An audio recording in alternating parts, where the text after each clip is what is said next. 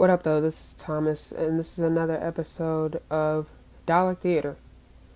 This episode, I'm going to be reviewing the 2009 Robert De Niro Miramax film, Everybody's Fine. This is De Niro in a different role. I feel like as he got older, not only him, but the Goodfellas crew in particular made a transition to not just mobster stereotypical movies, where De Niro went on to doing fun movies like Meet the Parents and then later Meet the Fockers. Ray Liotta was even in Jerry Seinfeld DreamWorks The Bee Movie as an exaggerated version of himself, which I personally found hilarious. And Joe Pesci was in the Home Alone movies, which was completely unexpected at the time. In this film, De Niro plays sort of like a everyman. He's not as witty or back and forth like he was with Ben Stiller in Meet the Parents.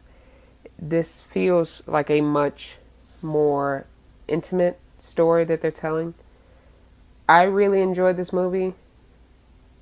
I didn't really know what to expect. I thought it would be more laughs, but it's sort of like a slower paced dramedy, I'd say.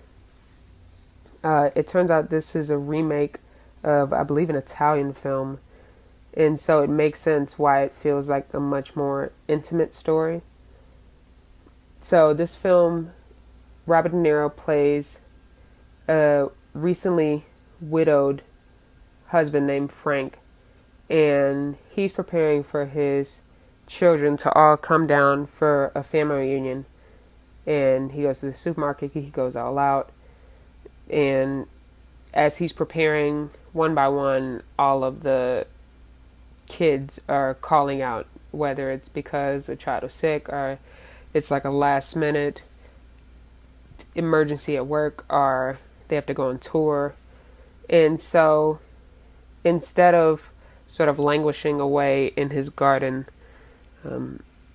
after his wife passed away, he decides to surprise his kids individually, and that's where the story sort of gets going. I, again, really enjoyed this movie. There were parts that I really enjoyed.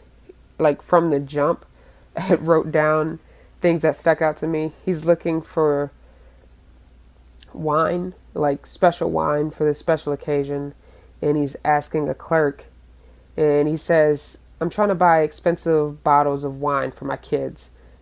And the clerk says, "This isn't for kids." And Frank says, "No, I'm trying to buy it for my kids that aren't kids anymore." And I thought that was funny, like the delivery of the lines and the ping pong dialogue was great.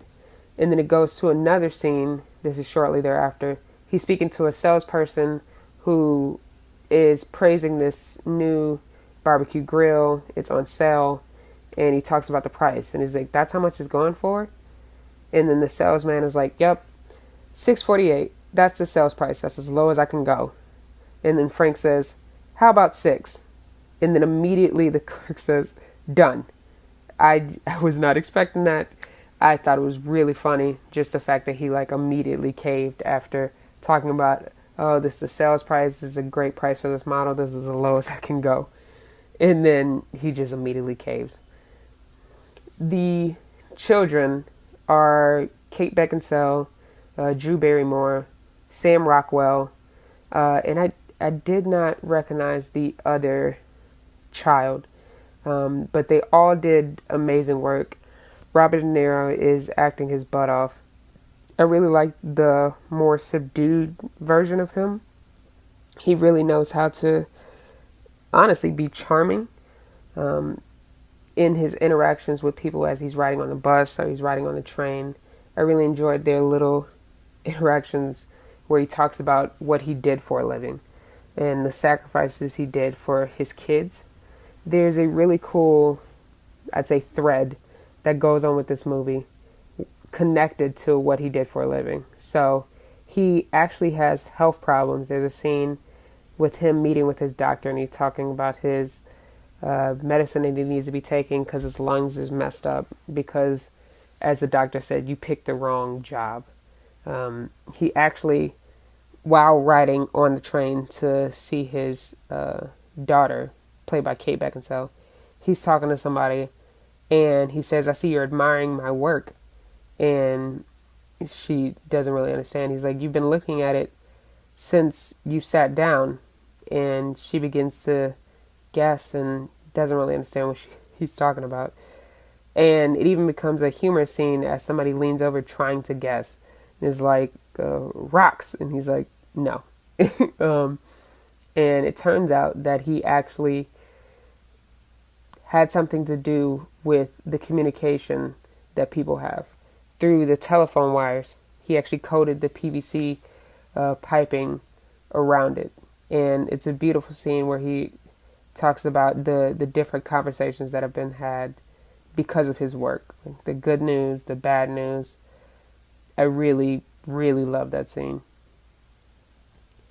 So he goes up to his different kids, and it turns out that life isn't exactly what they make it out to be.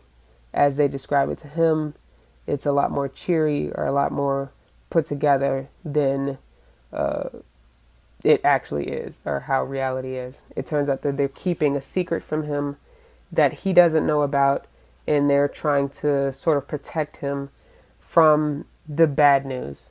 And it's in stark comparison to what they did with their mom, who recently passed.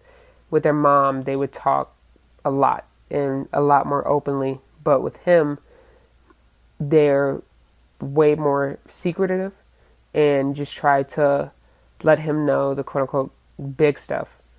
There's a moment that I really wanted to continue, and I'm glad that it did. There are these flashbacks. I call them flashbacks, but it's not really flashbacks. When he sees his children, he envisions them as they were as children, with sometimes voiceovers and different conversations that they may have had as kids. I thought that was really cool. It actually reminded me of a John Ritter scene in, I think it's called 8 Simple Rules for Dating My Daughter, where his daughters are going out and driving, I believe for the first time, and he sees them going off, like riding a bike, but they're actually driving a car. I'm doing a terrible job of explaining, but if you YouTube it, he ends the scene with, "There you go." It's very beautiful, and I've cried watching it. Anyways, there are different scenarios with different people, and I really enjoyed the different interactions that he had with his kids, and the fact that the more we see the kids, the more we learn more about both them as people and also how he was, how he worked a lot, how he felt like he made sacrifices, how he felt like he was trying to push them to their best, and how they were affected by it. There was no like physical abuse that he did. He wasn't an absentee father, but there's a sense that he pushed them too hard, particularly, I believe it's the youngest son, David, who was sort of like a troubled youth at the time, and has a bigger story than at first it seems.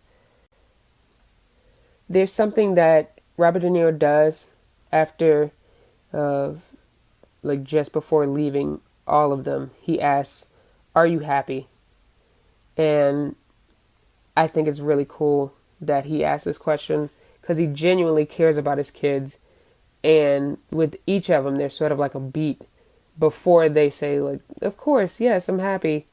And I just love that silence before their response. And there's, I think, the best scene in the film. It's in the third act. It's after he ends up, because of the events in the movie, he ends up in a precarious situation, and you see inside of his mind, and he's having a conversation with his children as children. They are played as kids, the same kids that you see throughout this movie. So he's not having a conversation with Kate Beckinsale, Sam Rockwell, or Drew Barrymore. He's having like the kid version of it. They're at a cookout, and there's like an overcast sky and it looks like it's about to rain. And so they have this really intense conversation where he realizes that essentially they're all lying to him. And he's having these conversations that he wished that he could have with the actual people. And they begin to interact with each other. They begin to reveal things about each other that they may not want him to know. It's really, really, really good. Like, the fact that these are children as actors makes it even better. Like, their commitment to the scene, their emotion behind the scene, and Robert De Niro is completely present. He is acting his butt off. He does not lower it because it's just quote-unquote kids. And it just shows, like, the mentality that they had sort of unspoken as a family, where he asks, "What do I tell your mother?" And then David says, "Tell her nothing." No, I believe it's Drew Barrymore's like child self. Says, "Tell her nothing. If you love her as much as she loves you, you'll tell her everything's fine." And then lastly, like, reconciliation happens with all of the kids, and they end up meeting with each other for the holidays.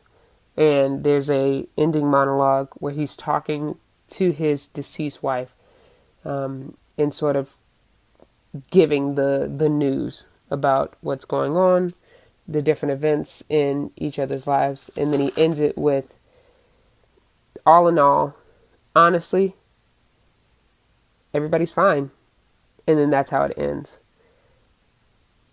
I really, really, really, really, really enjoyed this movie. I would recommend it to others.